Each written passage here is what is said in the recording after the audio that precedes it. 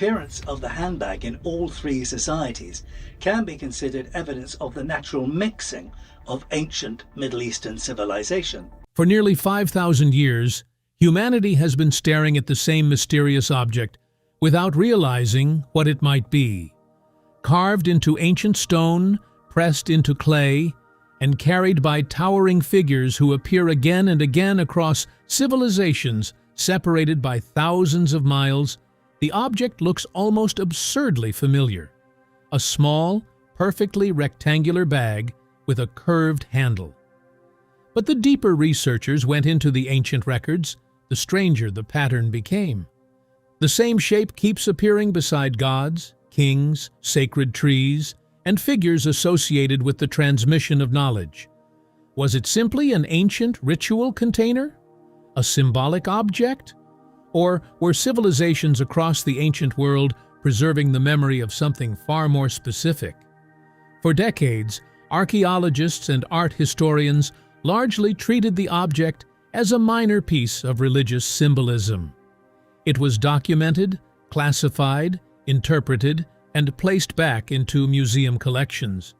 But once researchers began asking a different question, not what did the bag symbolize, but what was it actually depicting, the story began to change. Before we go any further, please subscribe to our channel and help us reach our goal of 5,000 subscribers. Because what we are about to uncover begins with a simple-looking bag, but may lead to one of the strangest questions in ancient history. Why did civilizations separated by oceans thousands of years and seemingly no contact keep carving the same mysterious object into stone? The investigation starts in ancient Mesopotamia, in the region that is now southern Iraq. Around 5,000 years ago, the Sumerian civilization emerged in a landscape that would become one of the most important centers of early human civilization. This is not a fringe civilization invented by modern mystery writers. Sumer sits directly inside the mainstream archaeological narrative of human history.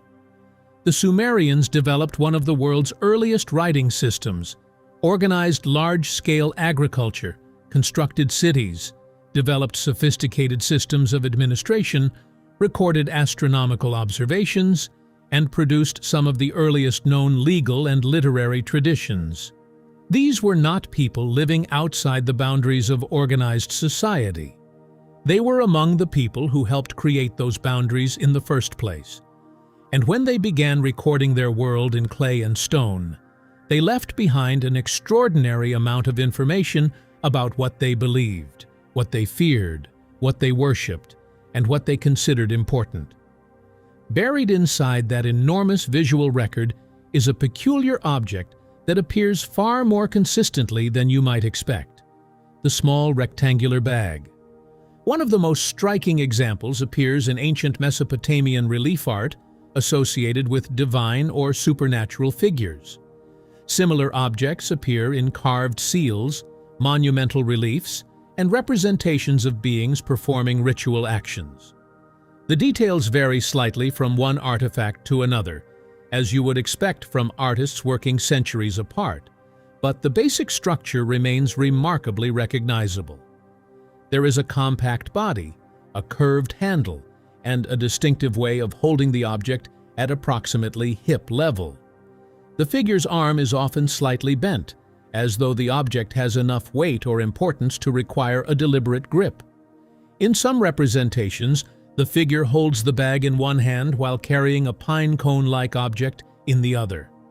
In others, the figure stands beside a sacred tree or appears in a ceremonial procession. The object is not floating randomly through the artwork. It occupies a very specific position inside a very specific visual language. And that is where the mystery begins to deepen, because artistic symbols normally change. Human civilizations do not preserve visual traditions perfectly for thousands of years.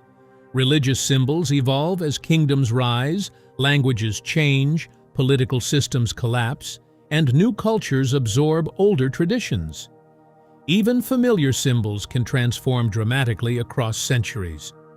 The way an ancient civilization depicts a god, a crown, a weapon, or a sacred object can change depending on the period and the culture producing the artwork. Yet, the handbag motif appears to resist that kind of transformation.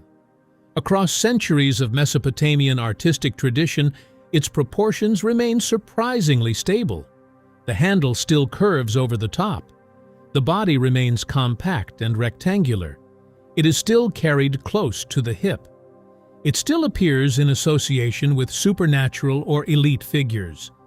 The visual vocabulary changes around it, but the object itself seems strangely resistant to change. And that creates an uncomfortable question. If this was merely a decorative symbol, why did generations of artists continue reproducing such a specific shape? That question becomes even more interesting when you look at the figures carrying it. These are not ordinary people walking through ancient marketplaces. They are generally represented as supernatural, divine, or semi-divine beings. In Mesopotamian art, divine status could be communicated through visual features such as horned crowns, unusual scale, wings, or a position of authority within the composition. Some of the figures associated with the handbag are shown performing repeated ritual actions involving sacred trees and cone-shaped objects. Others stand beside kings or appear in settings associated with temples and divine authority. These figures were part of a much larger religious tradition in which certain supernatural beings were associated with knowledge, protection, wisdom, and the transmission of civilization. In later Mesopotamian traditions, some of these figures became associated with the Apkallu, the legendary sages who were said to possess knowledge that existed before or beyond ordinary human society. And this is where mythology enters the story. Mesopotamian traditions contained stories about supernatural beings who were not simply distant spirits. They were described as interacting with humans, traveling between cities, advising rulers, teaching specialized knowledge, and participating in the organization of civilization. Later traditions connected various divine beings with the Anunnaki, a group of gods who played important roles in Mesopotamian mythology.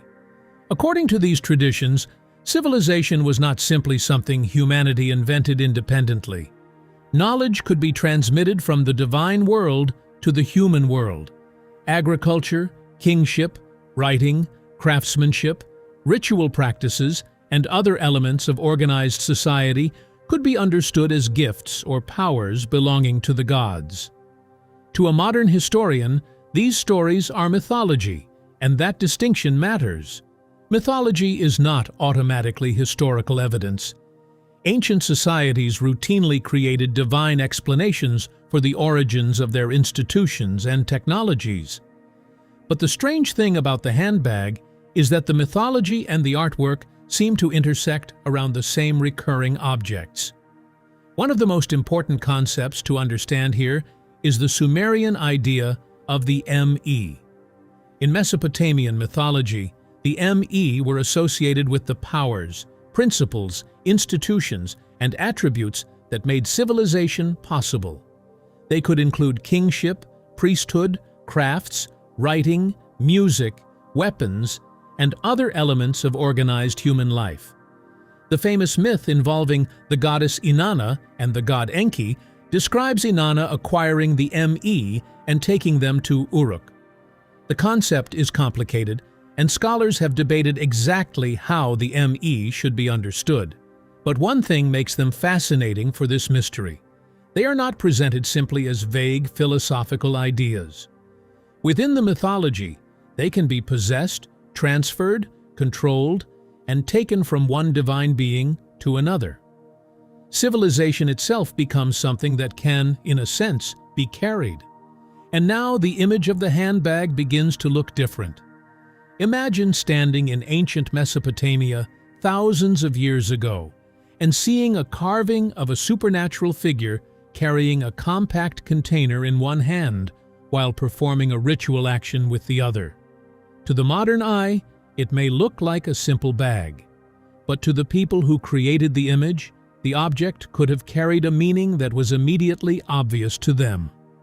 The surrounding symbolism would have explained its importance in a way that has been partially lost to time.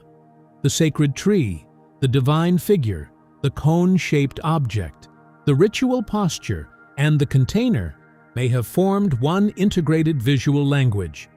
We are looking at the surviving pieces of a system whose original instructions are missing. This is where the mystery becomes more compelling than the object itself. The question is no longer simply, why did ancient people draw a handbag? The deeper question is, what did this object represent to them, and why was it important enough to be reproduced for generations? If it was merely a generic container, why did its shape remain so consistent? If it was a purely symbolic object, why was it repeatedly rendered with such specific physical characteristics? And if it was connected to the transmission of divine knowledge, why does the same basic visual motif appear far beyond the world of ancient Mesopotamia?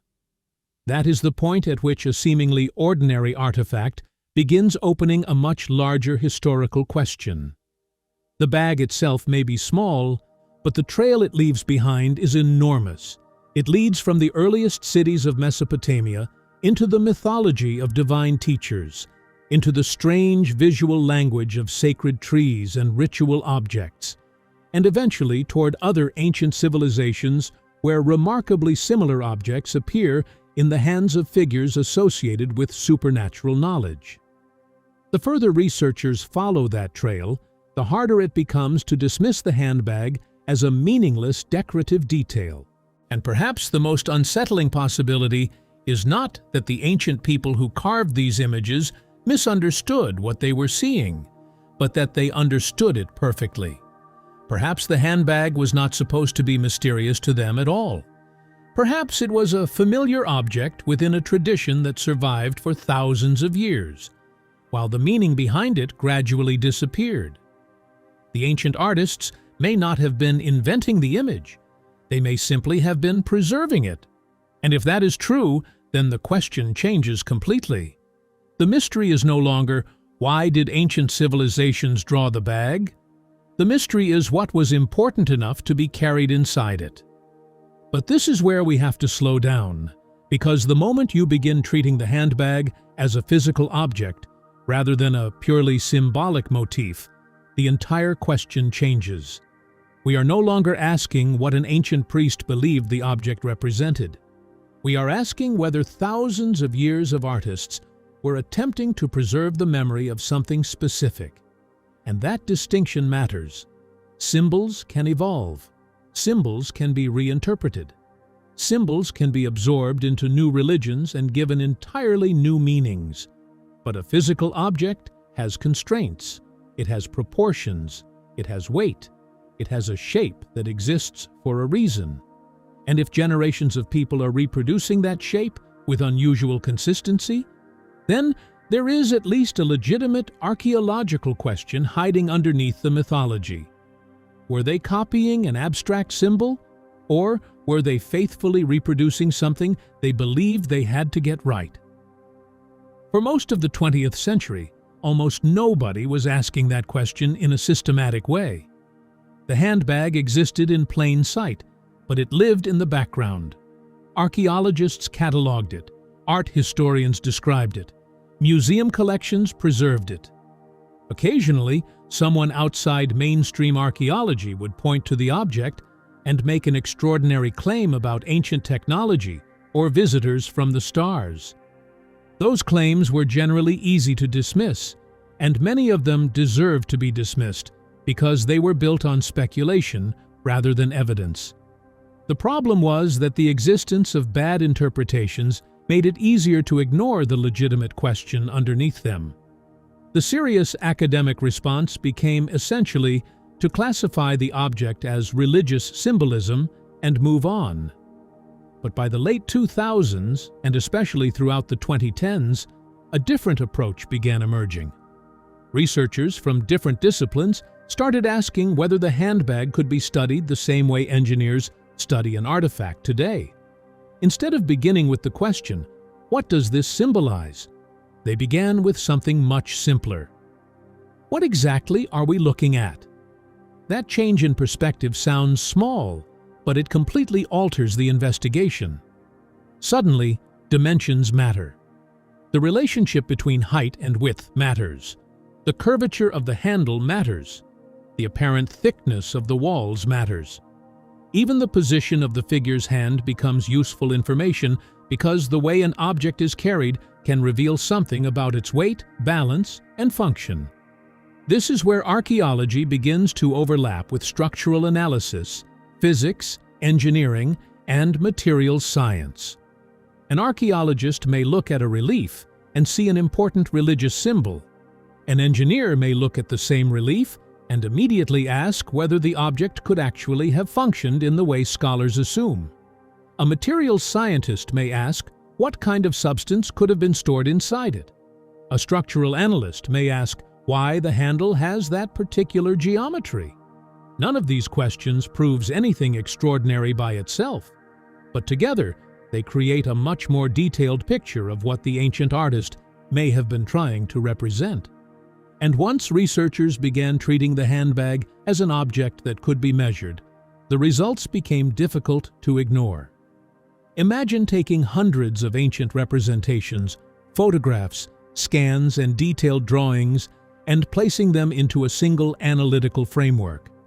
Instead of judging each carving individually, you compare them statistically. You measure the height of the body, the width, the curvature of the handle, the relationship between the handle and the container, and the apparent depth wherever the artist provided enough perspective to estimate it. You then compare those measurements across centuries. Normally, you would expect considerable variation. Even when artists are deliberately copying a religious symbol, small changes accumulate over generations. Different workshops introduce different proportions. Different cultures modify familiar forms. Artists simplify details. Others exaggerate them. The longer the tradition survives, the more variation you normally expect to see. But the handbag presents a strange problem. Its basic geometry appears remarkably stable across the Mesopotamian examples that have been compared. The body remains compact. The handle maintains a recognizable arc. The proportions between the major components remain within a relatively narrow range. The object continues to be held at approximately the same height and in approximately the same relationship to the figure's body. That does not automatically prove that the object was real, of course. Religious symbols can be copied with extraordinary precision. But it does raise an important possibility. Perhaps the artists were working from a fixed visual template because the object itself had a fixed identity. In other words, perhaps they were not simply drawing a sacred container. Perhaps they were drawing the sacred container. That distinction becomes even more important when you consider how ancient religious symbols normally behave. A halo can change shape. A crown can become more elaborate. A scepter can be shortened, lengthened, decorated, or transformed into an entirely different object while still representing authority. Religious imagery evolves because human cultures evolve. Yet the handbag seems unusually stubborn. It keeps returning with the same basic body, the same curved handle, and the same position beside the figure. It is almost as if the artists were operating under instructions that said, "This is what the object looks like. Do not change it." And that possibility is more interesting than the claim that the bag must have been technological. Because even if the object was entirely religious, the persistence of the design still demands an explanation. Then came the comparison that pushed the mystery far beyond Mesopotamia. Researchers began looking at ancient American imagery and noticed objects that, at least visually, appeared remarkably similar. In Mesoamerican art, particularly within traditions associated with the Olmec and later Maya, there are representations of figures carrying objects that can resemble the familiar rectangular container with a curved handle. At first glance, the similarities could easily be dismissed. Human beings everywhere carry containers. Baskets, bags, boxes, buckets, and ritual vessels are universal technologies. There is nothing inherently mysterious about two civilizations inventing containers that look vaguely alike. But the argument becomes more interesting when researchers compare not simply the existence of a container, but the proportions, the handle shape, the position of the object, and the ritual context in which it appears. The problem is that Mesopotamia and Mesoamerica are separated by an enormous geographic distance. The Olmec civilization flourished in what is now Mexico roughly between 1200 and 400 BCE, long after the earliest urban societies of Mesopotamia had already developed their own traditions. There is no accepted evidence demonstrating that Sumerian artistic conventions traveled directly to the Olmec world. No established trade route connects them. No confirmed migration pathway explains the transmission of the imagery. No historical record describes an exchange between these civilizations. And yet, when you place the images beside one another, the resemblance is striking enough to make you stop and look twice. A supernatural or elite figure, a compact object held around hip height, a curved upper section, a ceremonial environment, sometimes a sacred or symbolic feature nearby. That does not prove contact. It does not prove that Sumerians traveled across the Atlantic. It does not prove that an unknown civilization carried technology around the planet. But it does create a question that deserves to be separated from the sensational claims surrounding it. How much similarity is too much similarity before coincidence becomes an inadequate explanation? That is the real problem. One similar object can be explained by independent invention. Two can be explained by common human needs. Even three may still be coincidence. But once the same combination of object shape, posture, symbolism, and ritual context begins appearing repeatedly across cultures, the burden shifts. You no longer have to prove that the civilizations were connected. You have to explain why they produced such similar visual traditions in the first place. And then the timeline becomes even stranger.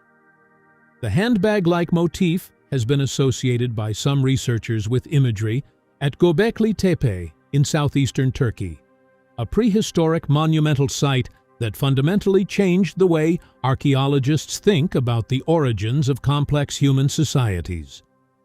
Göbekli Tepe dates back roughly 11,000 years, placing its earliest phases thousands of years before the rise of Sumerian cities and long before the invention of writing. Its massive T-shaped pillars are covered with animals, symbols, abstract forms, and other imagery whose full meaning remains uncertain. Some modern interpretations have attempted to identify certain shapes as resembling the familiar handbag motif, but this is precisely where caution becomes essential. The resemblance is intriguing, yet the interpretation remains debated, and the evidence does not establish that the people of Göbekli Tepe were depicting the same object later seen in Mesopotamian art. What it does demonstrate is that the visual motif may have a much deeper history than previously assumed, or that modern observers are seeing similarities between unrelated ancient symbols.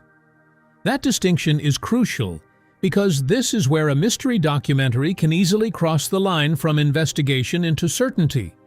A resemblance is not a connection. A visual similarity is not proof of shared ancestry, and an object that looks like a bag to a modern viewer may have represented something completely different to the people who carved it. The responsible question is not, does this prove an ancient global civilization? The responsible question is, why does this visual pattern appear? And how much of the similarity can be explained by known cultural processes? Once you ask the question that way, the mystery becomes more difficult, but also more credible. Then we move thousands of miles south and west into the Andes, where another extraordinary image appears. At Tiwanaku, in present-day Bolivia, stands the famous Gateway of the Sun, a monumental stone structure associated with one of the most important civilizations of pre-Columbian South America. At its center is a powerful frontal figure surrounded by smaller supernatural beings and intricate symbols. The central figure holds objects in both hands, and those objects have sometimes been compared with the handbag motif seen in Mesopotamian art. To someone already familiar with the Sumerian imagery, the comparison can be striking. The objects are compact, their upper portions appear curved, and they are positioned at roughly the same level on either side of the central figure. But there is an important difference here. At Tiwanaku, the objects are not necessarily identical to the Mesopotamian examples, and the interpretation of what they represent remains contested. They may have symbolic meanings rooted entirely within Andean religious traditions. They may represent ritual objects, staffs, or other ceremonial implements. The resemblance is therefore best treated as a clue rather than a conclusion. Still, the pattern is becoming difficult to overlook. Mesopotamia has its mysterious container. Mesoamerica has objects that resemble it. Göbekli Tepe contains disputed forms that some observers interpret similarly. Tiwanaku offers another visual parallel thousands of miles away. And this is where the story reaches its first major turning point, because perhaps the most important discovery is not that ancient people everywhere had handbags. They obviously did not. The important discovery is that civilizations separated by oceans, mountains, deserts, and thousands of years sometimes used surprisingly similar visual languages when depicting divine figures and objects associated with knowledge, ritual, and authority. The handbag may be part of that larger pattern. It may be a universal symbol that humans independently created. It may represent a particular type of ritual container whose practical form naturally converged across cultures. Or it may preserve the memory of an older tradition that traveled farther and survived longer than our current models can explain. At this stage, we still do not have the answer. What we have is a trail, a shape that keeps returning, a figure that keeps holding it, a ritual context that keeps appearing around it. And somewhere inside that repeating pattern may be the explanation for why an object that looks so ordinary to us became important enough for ancient civilizations to carve into stone and preserve for thousands of years. The question is no longer whether the bag exists. It clearly does. The question is whether the people who carved it were simply creating a symbol or preserving the memory of something they believed was real. And then there is India, where the story takes another unexpected turn. Ancient Vedic traditions contain descriptions of divine beings associated with knowledge, power, and sacred objects, while later temple traditions preserve images of supernatural figures carrying objects that, at least to modern observers, can resemble the same basic visual form.